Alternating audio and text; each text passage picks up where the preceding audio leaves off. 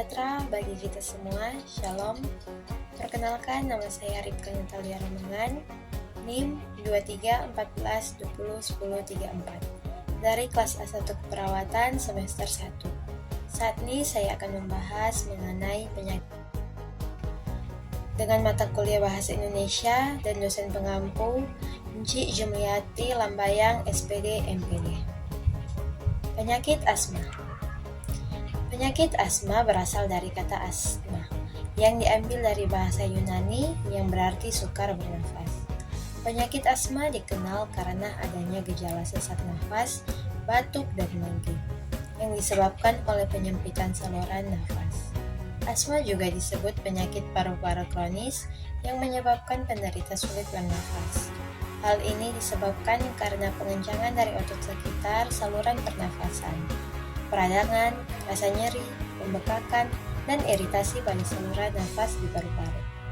Hal ini juga disebutkan bahwa asma adalah penyakit yang disebabkan oleh peningkatan respon dari trachea dan bronkus terhadap bermacam-macam stimuli yang ditandai dengan penyempitan bronkus atau bronkiolus dan sekresi yang berlebih-lebihan dari kelenjar-kelenjar di mukosa bronkus.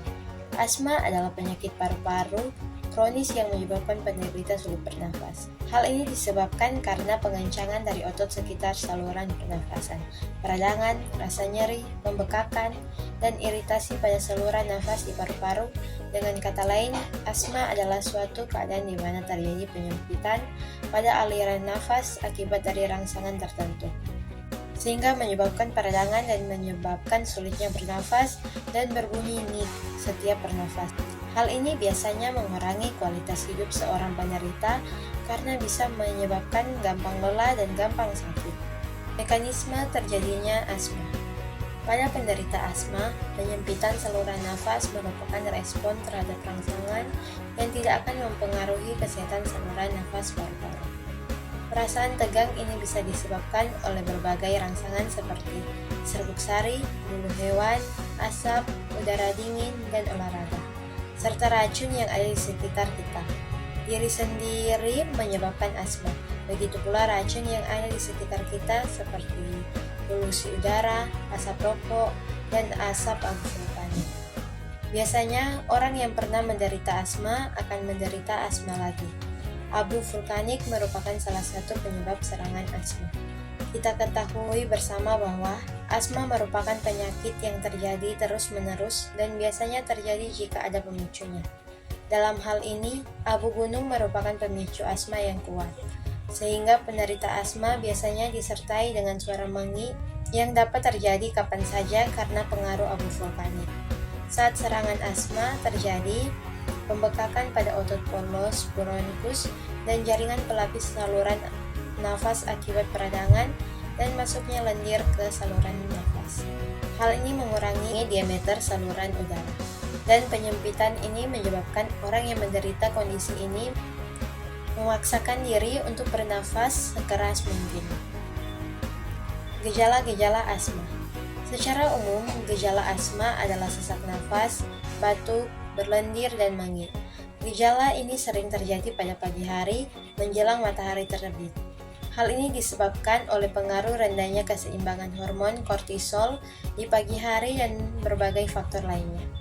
Penderita asma mengeluhkan sesak nafas karena udara tidak dapat mengalir dengan leluasa melalui saluran tempat nafas yang sempit saat bernafas, sehingga juga menimbulkan bunyi mangi. Pada penderita asma, penyumbatan saluran nafas dapat bermanifestasi sebagai lendir berlebih yang menyempit dan menutup saluran nafas sehingga menyebabkan batuk sebagai respon terhadap keluarnya lendir. Jenis-jenis asma. 1. Asma alergi yang disebabkan oleh alergen. Kebanyakan alergen terdapat di udara dan musiman.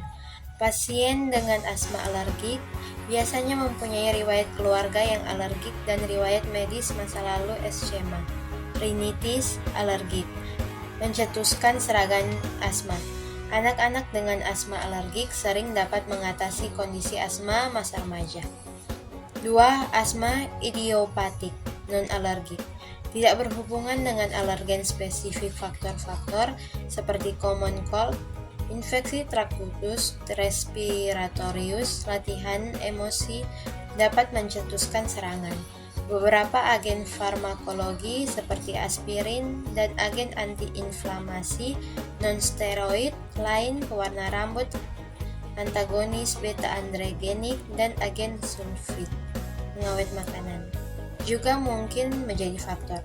Serangan asma idiopatik atau non-alergik menjadi lebih berat dan sering sejalan dengan berlalunya waktu dan dapat berkembang menjadi bronkitis kronis dan emfisema. 3. Asma gabungan adalah bentuk asma yang paling umum. Asma ini mempunyai karakteristik dari bentuk alergik maupun bentuk idiopatik. Mekanisme penyembuhan asma. Pengobatan jangka panjang. Salah satu pengobatan asma yang paling efektif adalah inhaler yang mengandung agonis reseptor beta-androgenik. Penggunaan inhaler yang berlebihan bisa menyebabkan terjadinya gangguan irama jantung jika pemakaian inhaler bronkodilator sebanyak 2-4 kali per hari selama 1 bulan tidak mampu mengurangi gejala. Bisa ditambahkan inhaler kortikosteroid, trombolin, atau pengubah leukotrien. Jika gejalanya menetap, terutama pada malam hari, juga bisa ditambahkan teopilin per oral.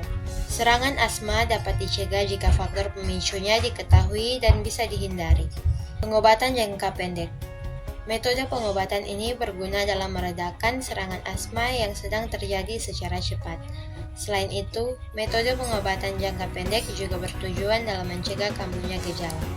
Biasanya ada 3 jenis obat yang digunakan dalam metode ini, yaitu inhaler short acting, beta-beta agonis. Ketika serangan asma sedang berlangsung, inhaler dapat menjadi solusi yang tepat guna merendahkan gejala dengan cepat.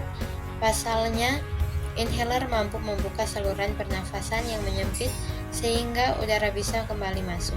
Obat antikolinergik berguna untuk membantu pasien lebih mudah bernafas karena obat antikolinergik seperti ipratropium dan tiotropium digunakan untuk melepaskan saluran pernafasan. Kortikosteroid guna meredakan peradangan di saluran pernafasan.